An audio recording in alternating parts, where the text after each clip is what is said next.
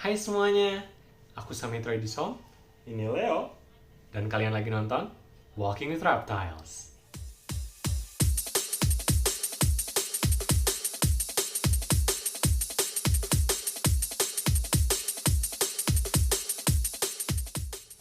Hai semuanya, buat yang pelihara reptil di rumah, itu pasti nggak jauh-jauh dari lizard atau ular ya. Dan kalau kita ngomongin lizard atau ular, itu pasti mereka makannya nggak jauh dari tikus. Kalau nggak tikus ya serangga, secara umum kayak gitu ya. Nah, di sini di video kali ini kita mau bahas mengenai 5 serangga untuk pakan terbaik buat reptil kalian di rumah. Nah, memang banyak banget serangga yang bisa jadi pilihan buat jadi cemilan atau makanan reptil peliharaan kalian di rumah. Tapi di sini di video kali ini kita udah pilihin 5 yang terbaik di antara serangga-serangga tersebut. Apa aja sih kriteria yang bikin jadi serangga itu serangga terbaik untuk jadi pakan? Yang pertama tentunya nutrisinya ya, kebaikan dari gizi dari serangga tersebut sehingga reptil kalian pun yang makan itu pasti jadi makin sehat atau kuat karena makanannya itu bergizi. Jadi nutrisi itu penting banget jadi faktor utama. Terus kita juga pertimbangkan kemudahan dalam mendapatkan makanan tersebut atau serangga tersebut. Jadi kalau serangganya emang bagus banget gitu, tapi susah didapetin gitu ya, percuma juga kalau susah gitu kan. Dan yang ketiga tentunya dipertimbangkan juga dari faktor harganya sendiri. Di video ini juga kita mau bahas mengenai pros dan cons atau pro kontranya dari serangga-serangga terbaik untuk reptil kalian di rumah. Kalau gitu langsung aja yuk kita ke serangga yang pertama. Di sini kita ada mealworm atau ulat Hongkong di sini biasanya disebutnya.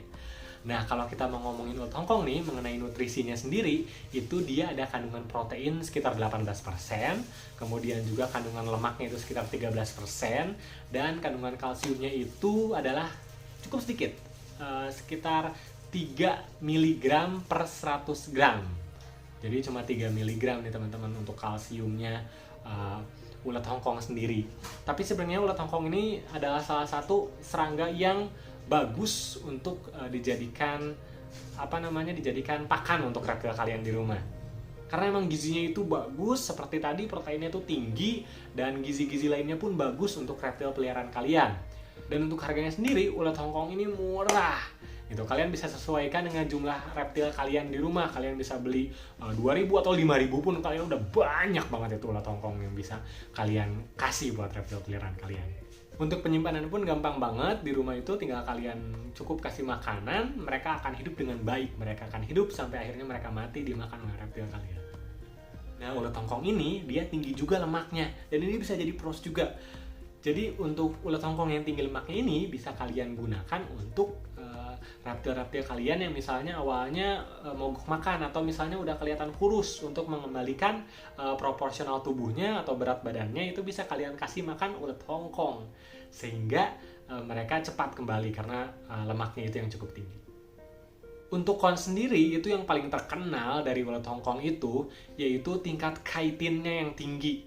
Chitin itu adalah basically bagian yang keras dari ulat Hongkong itu. Kan tiap serangga itu dia punya exoskeleton ya. Jadi si kulit luar gitu yang keras, yang biasanya nanti mereka juga akan molting gitu dan meninggalkan exoskeleton yang lama. Tapi exoskeleton ini adalah bagian keras intinya dari serangga.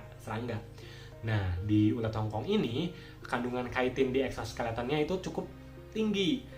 Biasanya chitin ini susah dicerna sama reptil-reptil yang makan serangga gitu. Tapi kalau misalnya kalian punya kayak adult bearded dragon atau reptil-reptil yang udah memang dewasa, itu kalian bisa kasih lebih banyak ulat Hongkong dan mereka biasanya suka banget sama rasanya dan bagus juga gizinya.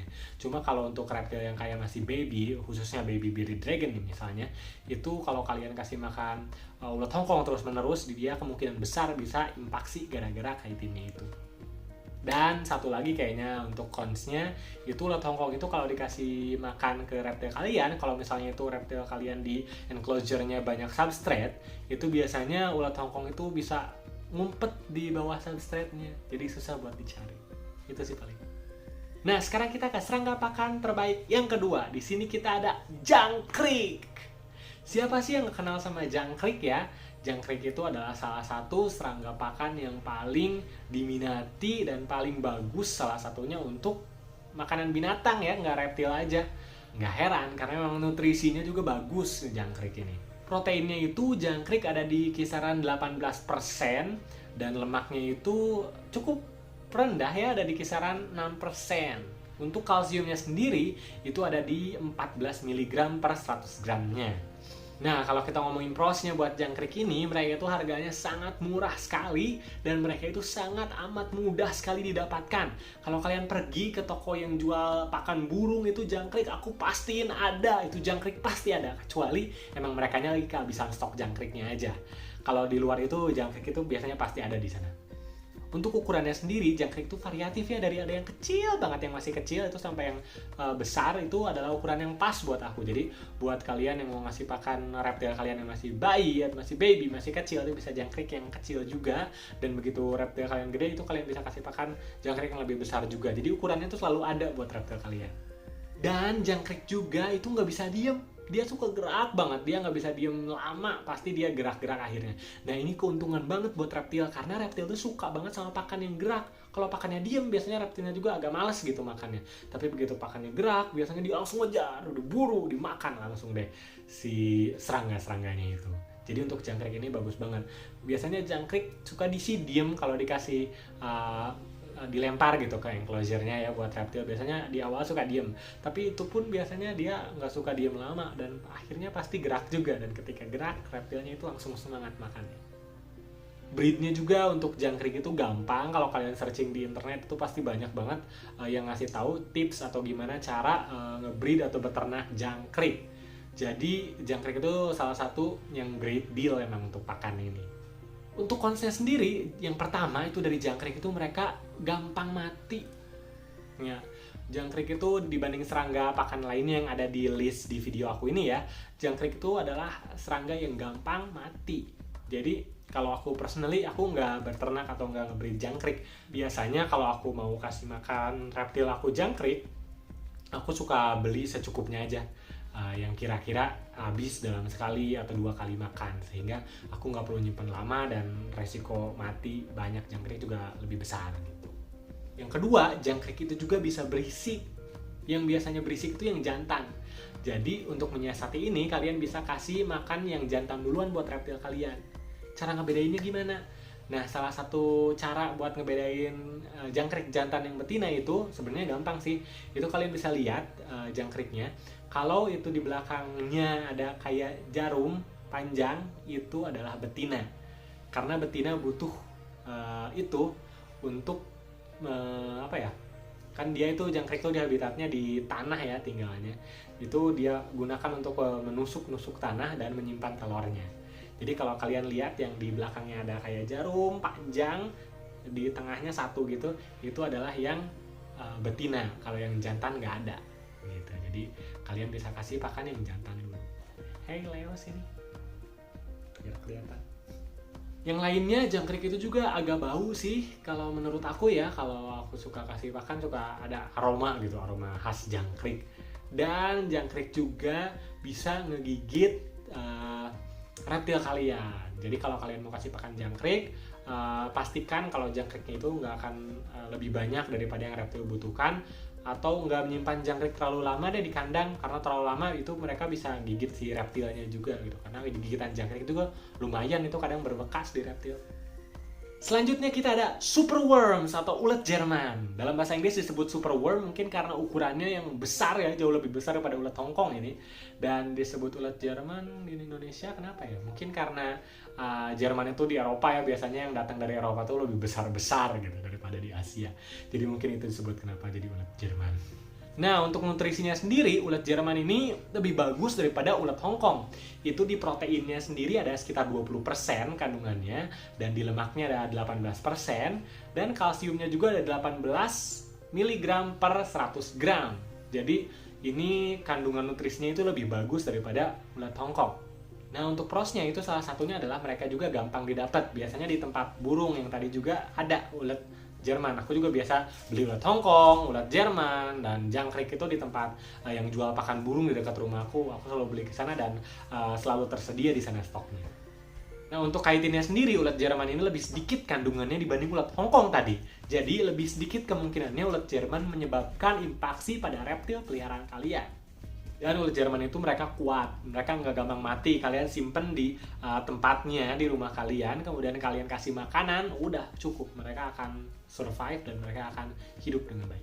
Untuk konsnya sendiri, kalau kalian mau breed itu lebih sulit daripada mealworm ya. Mealworm tadi cukup mudah sebenarnya dibanding ulat Jerman untuk di breed ya. Ulat Jerman ini sedikit cukup sulit dan kandungan chitinnya pun masih terbilang cukup tinggi walaupun lebih rendah daripada mealworm atau ulat Hongkong tadi. Ulat Jerman ini kandungan chitinnya masih cukup tinggi dibanding serangga pakan lainnya. Dan ulat Jerman ini juga adalah salah satu karnivor ya di serangga. Jadi kalau kalian kasih makan ulat Jerman dan nggak ditungguin dan reptil kalian itu dalam kondisi yang nggak begitu fit, itu bisa jadi reptil kalian digigitin sama ulat Jerman. Jadi pastikan reptil kalian fit dan ulat Jermannya kalian liatin saat kasih pakan, it will be okay. Selanjutnya kita ada Phoenix Worm ya. Phoenix Worm ini adalah salah satu pakan yang premium yang bisa kalian kasih untuk reptil kalian. Nah, Phoenix Worm ini banyak namanya ya. Kadang disebut juga Calci Worm karena kandungan kalsiumnya ini sangat tinggi. Juga suka disebut Black Soldier Fly larva ya, karena ini adalah memang larvanya dari Black Soldier Fly ya. Black Soldier Fly sendiri adalah jenis lalat yang pemakan buah-buahan gitu. Mereka itu cenderung lebih bersih daripada lalat-lalat pada umumnya. Jadi larvanya pun beda dibanding larva-larva lalat lainnya. Nah, kita ngomongin nutrisi dari Phoenix Worm ini sendiri ya. Untuk nutrisinya, mereka itu kandungan proteinnya ada sekitar 16%, kandungan lemaknya cuma 8%, dan kandungan kalsiumnya 34 mg per 100 gramnya. Jauh lebih tinggi dibandingkan serangga-serangga pakan yang lainnya. Jadi Phoenix Worm ini sangat bagus untuk membantu reptil kalian dalam mempertahankan kesehatan tulang atau membentuk tulang yang baik. Kandungan fosfornya pun dari Phoenix Worm ini sangat baik, makanya mengapa ini Phoenix Worm salah satu pakan yang bagus banget, yang premium untuk reptil kalian. Nah, waktu kalian ngasih makan reptil kalian juga, kalau kalian pakai Phoenix Worm, mereka itu selalu gerak-gerak gitu. Jadi si reptil kalian itu pasti langsung tertarik, langsung menyergap, langsung memakannya. Disimpannya pun sangat gampang, mereka bahkan nggak butuh makanan dan mereka bisa kuat selama 3 minggu di suhu ruangan. 3 minggu ya, karena kenapa 3 minggu? Karena kalau udah lewat 3 minggu, mereka akan bermetamorfosis menjadi Black Soldier Fly. Untuk konsnya sendiri, Black Soldier Fly larva atau Phoenix Worm ini itu masih jarang yang jual. Tapi kalau kalian mau cari, itu bisa kalian temukan online misalnya. Aku juga bakal sertain link di deskripsi di bawah ini buat kalian yang mau beli Phoenix Worm untuk reptil kesayangan kalian di rumah. Dan kons yang lain adalah untuk harganya ini relatif cukup tinggi dibandingkan reptil-reptil sebelumnya yang udah kita bahas tadi. Dan satu lagi konsnya adalah mereka itu holometabulous ya. Holometabulous itu artinya mereka adalah serangga yang bermetamorfosis secara sempurna. Sehingga tadinya mereka makhluk serangga yang ini ketika mereka bermetamorfosis itu akan menjadi serangga yang terlihat sangat berbeda gitu. Itu adalah metamorfosis sempurna atau holometabulous. Kalau kayak jangkrik tadi itu namanya hemimetabulous karena mereka dari kecil, dari sejak ya bisa dibilang bayi ya, dari sejak masih kecil itu mereka bentuknya sama dan mereka setelah besar pun bentuknya sama kayak gitu. Jadi itu disebutnya hemimetabulous atau metamorfosis yang tidak sempurna. Kalau Black Soldier Fly larva ini atau Phoenix Worm mereka adalah holometabulous sehingga mereka akan berubah jadi Black Soldier Fly dalam jangka waktu 3 minggu. Jadi kalian nggak bisa nyimpan mereka lama-lama. Tapi overall mereka bagus banget ini. Premium buat reptil kalian. Sekarang kita ke serangga yang nomor 5. Ini yang terbaik dan yang paling bagus tentunya. Yaitu kecoa dubia. Kecoa, iya kecoa. Tapi kecoa ini beda dengan kecoa rumah. Kecoa ini mereka makannya buah-buahan, sayur-sayuran, dan beda juga dengan kecoa rumah yang kotor. Kecoa dubia ini atau sering disebut dubia roach atau dubia aja, itu cinta dengan kebersihan. Ya, jadi kecoa dubia atau dubia ini memang sangat bersih sekali dibanding kecoa rumahan ya. Dan mereka adalah serangga yang terbaik untuk reptil kalian. Ini udah nggak ada perdebatan lah bahwa kecoa dubia ini adalah serangga yang terbaik untuk reptil kalian di rumah. Dari nutrisinya dan segalanya itu kecoa dubia jauh melebihi serangga-serangga pakan yang lainnya yang ada. Jadi mungkin kecoa dubia ini adalah serangga pakan yang terbaik di bumi ini. Langsung kita ngomong nutrisinya ya. Nutrisinya itu dari proteinnya, kecoa dubia itu ada sekitar 36% protein kandungannya. Jauh melebihi serangga yang lain kan? Dan lemaknya itu cuma 7%. Dibanding proteinnya itu sangat jauh. Lalu kalsiumnya itu 20 mg per 100 gram. Jadi itu pun tinggi ya, walaupun nggak setinggi Phoenix worm untuk kalsiumnya, tapi itu udah cukup tinggi dan itu adalah kandungan yang terbaik dari proteinnya, lemaknya, dan kalsiumnya itu kecoa dubia itu udah paling baik, dan nutrisi yang lainnya pun sama. Banyak prosnya ya, kayak tadi yang pertama itu kandungannya yang terbaik di antara segala serangga yang ada untuk pakan, kemudian mereka juga bersih, kemudian mereka juga gampang untuk disimpan, kalian kasih makan udah mereka itu sangat hardy atau sangat tahan ya, sangat kuat dan sehat gitu.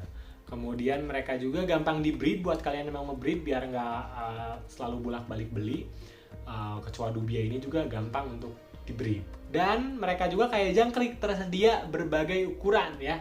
Kalau untuk yang udah indukannya memang cukup besar ya, bahkan paling besar di antara serangga yang kita bahas tadi, termasuk ulat Jerman dan jangkrik. Itu dubia itu lebih besar daripada mereka semua yang udah indukannya. Tapi yang masih kecilnya, yang baru lahir ya, itu tuh kecil banget, bisa jadi pakan untuk bayi bearded dragon, bayi leopard gecko, itu aman dan ukurannya itu pas banget. Jadi kecoa dubia ini tersedia berbagai ukuran untuk reptil kalian di rumah. Mereka pun lunak dan nggak mungkin menyebabkan impaksi untuk reptil kalian. Tapi seperti kata pepatah ya, tidak ada yang sempurna di dunia ini ya. Jadi kecoa dubia pun ada konsnya. Salah satunya yang paling aku sorotin itu yaitu harganya cukup tinggi, yang paling tinggi mungkin di antara serangga pakan yang lainnya ya. Wajar ya, ada kualitas, ada harga juga ya nggak? Terus mereka juga kalau kalian kasih makan ke enclosure reptil kalian, itu kalau ada tempat kira-kira sembunyi atau di pojokan, dia itu akan lari ke pojokan buat sembunyi dan akan diem di situ. Nah, yang konsnya terakhir yaitu mereka adalah masih kecoa juga. Jadi itu salah satu konsnya juga, karena nggak semua orang welcome sama kecoa. Mungkin adalah salah satunya yang sangat takut atau sangat ngeri atau sangat jijik ngelihat kecoa. Walaupun dubia ini beda dari kecoa rumah, tapi ya mereka tetap kecoa. Jadi itu salah satu konsnya juga. Oke teman-teman, sampai di sini video kita kali ini mengenai bahasan 5 serangga pakan terbaik untuk reptil kalian. Teman-teman yang nonton, jangan lupa like dan subscribe-nya untuk terus dukung channel ini. Kalian juga boleh komen di kolom komentar di bawah ini mengenai apa lagi sih yang harus aku review selanjutnya. Terima kasih semuanya udah stay tune dan bye!